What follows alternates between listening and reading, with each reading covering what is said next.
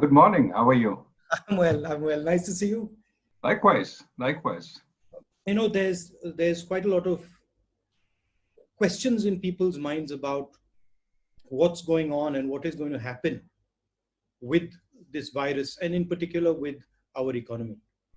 And I thought, uh, interesting way to answer some of those questions for myself and for some of those people would be to have a conversation with you and get a sense of what you're thinking. Thanks for having me, and thanks for opening this conversation. I think it's very important in these times to have as much information on these issues as one can get, and for the public to be as informed as possible. One of the big issues that I have, and one of the things I'm thinking about, is how we should think about opening up the economy. Which are the parts you think of the economy that are critical to be opened up, and what's the sequence of opening up? It's a great question because I think as we turn from trying to bend the curve on infections and preventing hospitals and medical facilities from being overwhelmed, we have to start thinking about restarting people's livelihoods. It's all too easy to have a lockdown forever, but obviously that is unsustainable for the economy. So it has to be a sequencing. First, the places where you can maintain distancing, and it's not just distancing in the workplace, it's also distancing to and fro from the workplace, the transportation structure.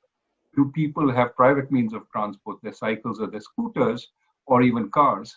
Or do they depend on public transport? And if it's public transport, how do you maintain distance in public transport? So there's a lot of work that needs to be done, both on creating the structures, as well as ensuring at the workplace it is relatively safe, as well as ensuring if there are accidents, there are fresh cases, how do you isolate quickly without having to go to a second lockdown or a third lockdown? Those will be devastating if we have to go there.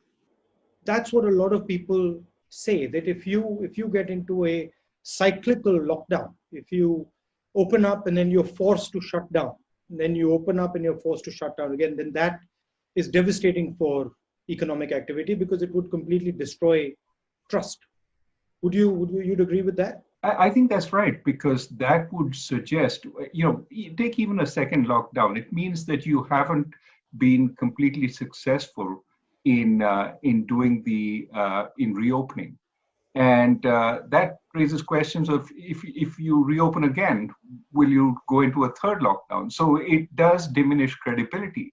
That said, I don't think we have to aim for 100% sort of success. That is zero cases when we open up. That's unachievable. What we have to do is manage the reopening so that when there are cases, we isolate them. But at the heart of that management, knowing which areas are having heavy infections, which areas are not, at the heart of that process, of course, is testing. And there's a sense in India, and that the testing capability is in itself limited. That we're a big country, and that our ability to test, like the United States or like the European countries, is comparatively limited. So how would you think about it with a sort of low level of testing? I mean, would you? It's a great question, because take the United States right now. It's ramped up to about 150,000 tests per day. But the consensus amongst experts, certainly the epidemiologists, is that to really be confident about opening up, you have to triple that to 500,000 tests a day at least. And some are talking of numbers in the millions. Well, just multiply by 4 to get 4.5 to get India's population. And you're talking about 2 million tests a day if you want to get the level of confidence that you have in the United States. And clearly, we are nowhere near that. I think we're somewhere around 25, 30,000 tests a day at this point.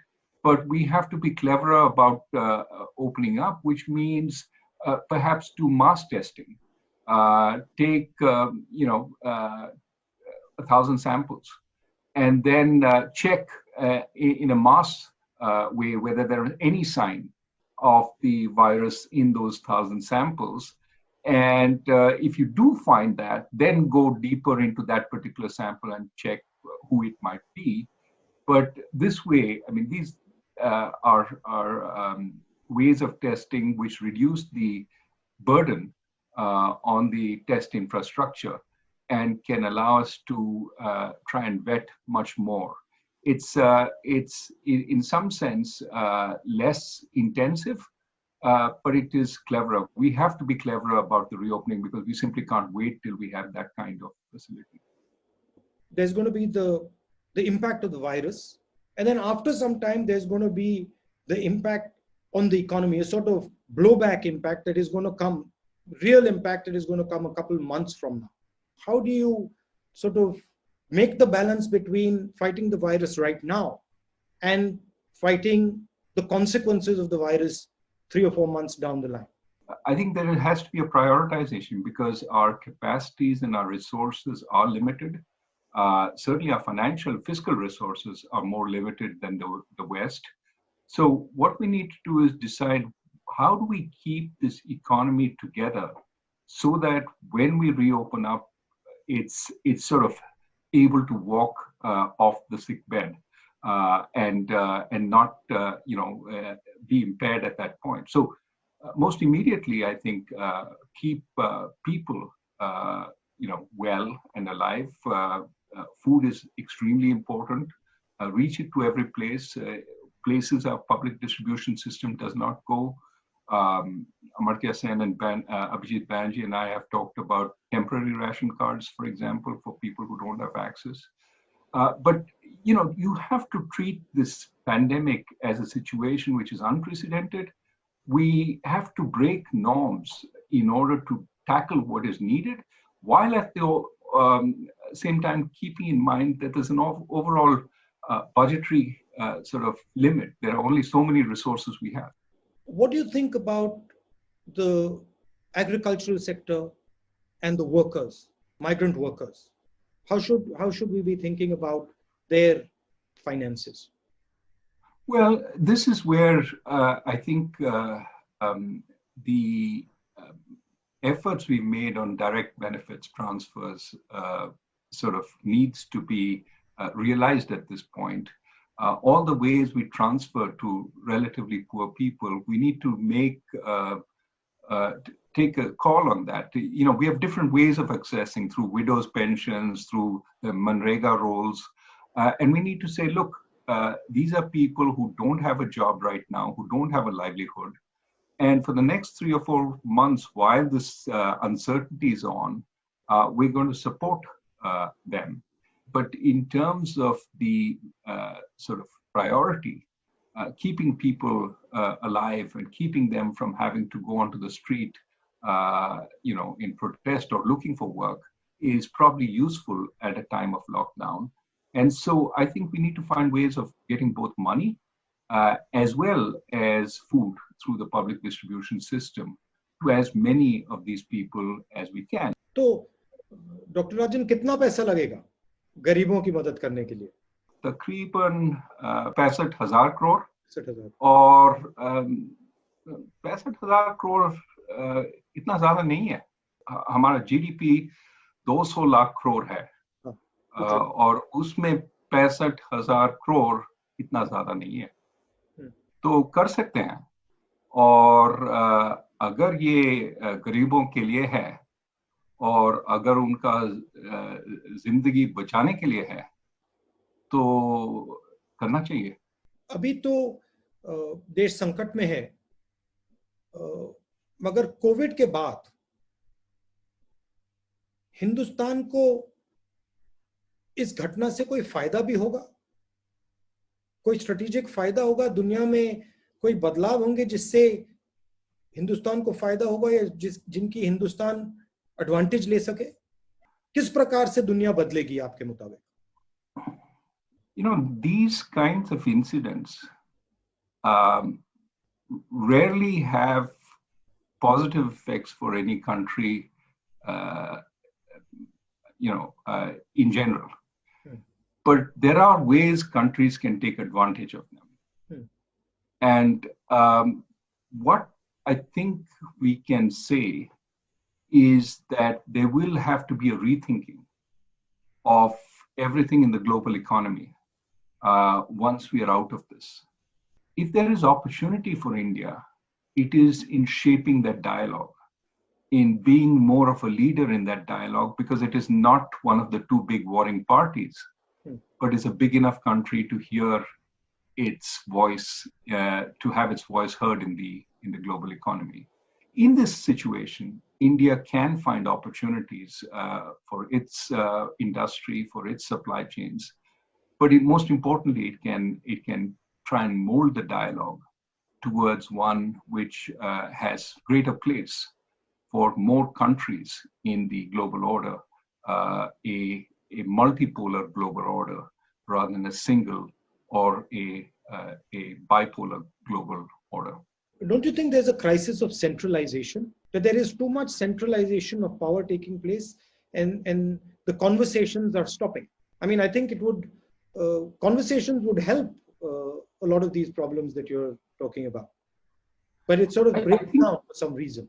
I do believe that decentralization is important both for bringing more local information to work, something we talked about earlier, but also about giving empowerment to the people. What you see across the world is a great sense of disempowerment. Decisions are being made elsewhere, not by me. Yeah. I have a vote, but that elects somebody in a far off place. My local sort of panchayat or state government has less power. They don't feel they can, alter anything, and so they become prey to a different set of force. I would ask you the same question. I mean, do you see this whole, Panchayati Raj, which Rajiv Gandhi, your father brought back? What effect has that had, and has that been beneficial? It's had a huge effect, but I'm sorry to say it's in retreat. So a lot of the forward movement on Panchayati Raj that had taken place, we are now moving back to a sort of bureaucratic, BM-based structure or a bureaucrat-based structure. And if you look at the southern states, they are doing a better job because they are actually more decentralized.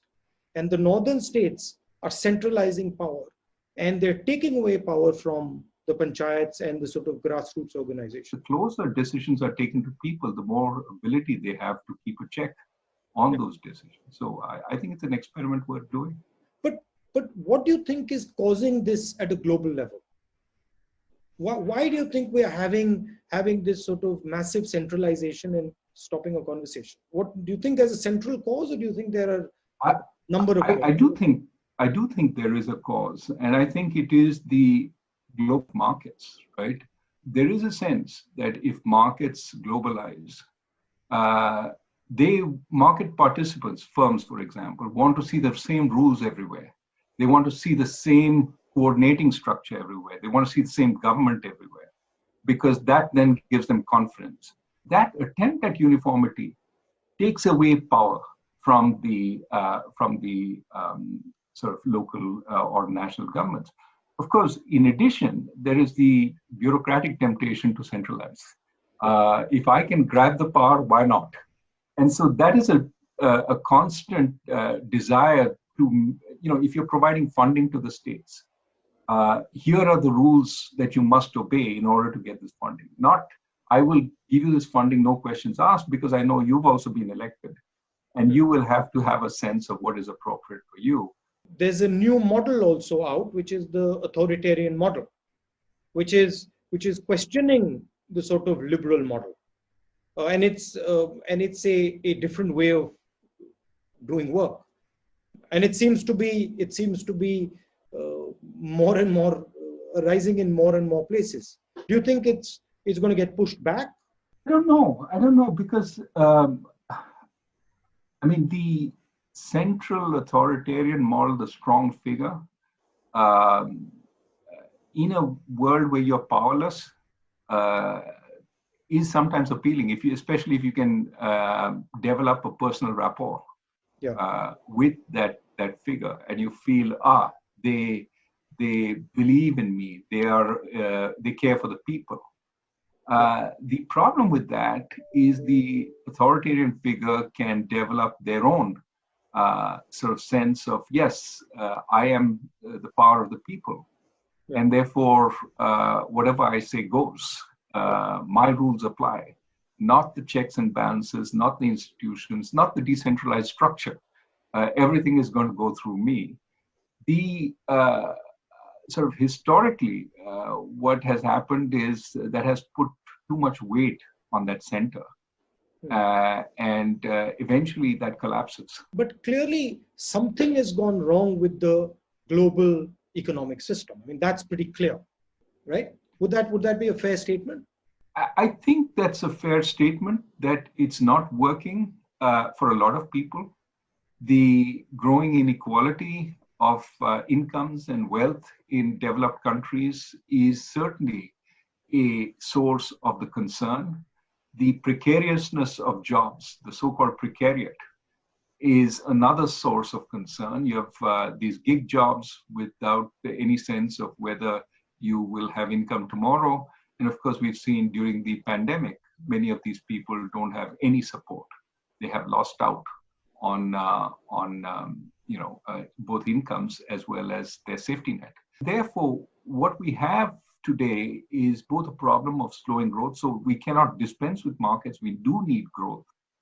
But we also have a problem of stuck or inadequate distribution. People aren't getting the fruits of that growth in the same ways. Many people are being left out. And so we need to think about both sides. And that's why I think rather than focus on distributing output, distribute opportunity. You know, it's interesting that you said that infrastructure connects people and that gives opportunity. But if there is division and hatred, that disconnects people. That's also infrastructure. There's an infrastructure of division and infrastructure of hatred. And that causes as big a problem. Absolutely. I think social harmony is a public good. Having everybody believe that they're part of the system and equal part of the system is essential. We cannot afford to be a house divided, especially in these times when our challenges are so big. And so I would prefer to put, our founding fathers, people who wrote our constitution, and the early sort of administrations. That's something I've been spending some time sort of relearning. And those people realized that there were some issues which you wanted to put on a shelf and not touch. Because if we got into those issues, we would spend a long time fighting each other. Also, you tend to divide and look backwards into history when you're struggling with a forward vision. So I think I like what you said about India needs a new vision. What would be the elements of that in your view? Of course, you mentioned in infrastructure, education, healthcare, but how would it be different than the last 30 years or 20 years? What would be the pillars that would be different?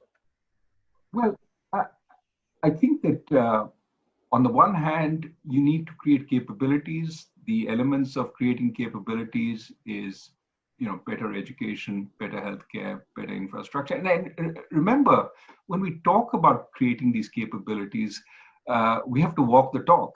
But we also, make no mistake, need to rethink what our industrial and market system looks like. We still have the remnants of the old license permit Raj. And we need to figure out how we go to a place where the accent is on creating many, many more new jobs of a good quality. And there, more freedom, trust but verify is a good idea there. What's amazed me and is how important mahal is to economics. Sentiment, how important sentiment and trust is to economics. And one of the things I'm finding during this COVID issue is that the real problem is the trust issue. People don't quite understand what is going to happen next, and so there is fear in the system. You talked about unemployment. We had a big high level of unemployment that's now going to be massive. How do we think about unemployment going forward 2-3 months from now, when the impact of this thing actually hits? Well, the numbers are really worrying, right? If you look at CMI and says that, virtually 100 million more people have been put out of work as a result of this COVID. 50 million through unemployment, 60 million through leaving the labor force. Now, you can dispute what the particular survey does or says, but this is the only data we have. And the numbers are just mind-boggling. I think, again, this says we need to open up in a measured way, but as fast as possible, so that people start having jobs, because we don't have the capacity to support people across the spectrum for too long. And being a poor country, a relatively poor country, people start out with significantly lower reserves. But let me throw the question back at you. We see a lot of measures in the United States as well as Europe based on the kind of realities on the ground. The government in India, of course, has a different kind of reality that they're facing. What are the big differences in your view between the governing in the West and dealing with the reality of life in India? I mean, the scale, first of all, the scale of the problem, and at its heart, the financial scale of the problem, the inequality, and the nature of the inequality. So things like caste, the way Indian society is structured is completely different than American society, as you know. And some of the ideas that hold India back are deeply embedded and often hidden. So I think there's a lot of sort of social change that is required in India.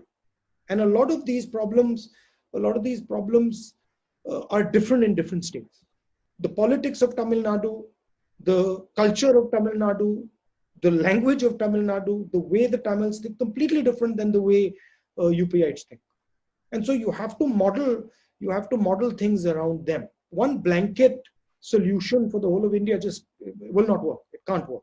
So there is, in our government, which I think is completely different than the United States, there is an element in our governance system, in our administration system of control, as opposed to, we have a district collector as opposed to a producer, right? So our idea is always one of control. And I don't think people say, oh, this is since the British. I don't think so. I think this is historic before the British.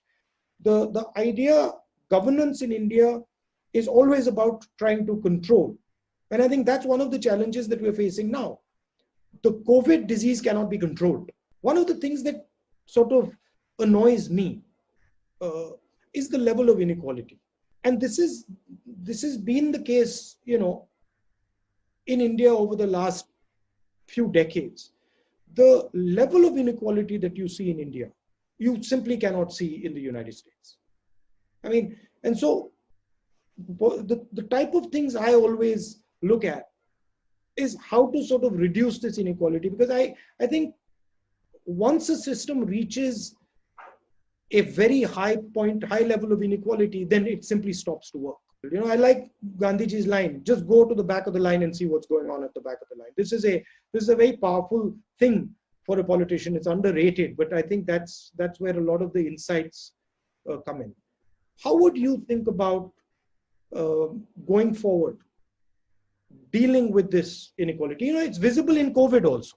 I mean, the way India is treating its poor people, the way we are treating our poor people, migrants, versus the way the elite is being treated. Two completely different ideas, two completely different Indias. And so, how do you merge these two Indias into one? Well, I think that, at the bottom of the pyramid, so to speak, we have some ways of making their lives a little better, but we need to think more carefully about reaching everybody there. And I think successive governments have worked on food, on healthcare, on education, and no doubt we can do a better job there. But in terms of challenges, it seems to me that there is certainly an administrative challenge in reaching everywhere and making sure that level of living is enhanced.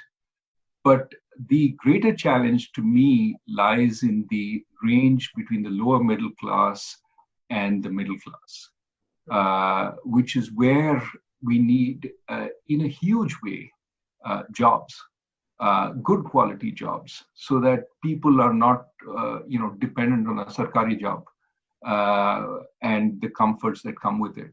So this is something that I think we need to work on. And this is where I think a tremendous expansion in the economy is absolutely necessary. We've seen over the last so many years a progressive decline in our rate of economic growth, when in fact we have so many young people entering the labor force. So I would say, let us not pick amongst possibilities, but create the opportunity for any kind of area to flourish. If there's a mistake we made in the past, we said, this is the only way to grow. And think of what, one of the most successful areas we've grown in software and outsourcing services. Who would have thought that that would be India's strength? And it just emerged. And some people even argue that it emerged only because the government didn't pay attention to it. Now, I'm not in that camp. But we need to allow for any possibility and let the enterprise of our people take a step. Well, thank you, Dr. Rajan. Thank you very much. It was a pleasure talking to you. And you're safe? I'm safe. Good luck with everything. Thank you. Bye.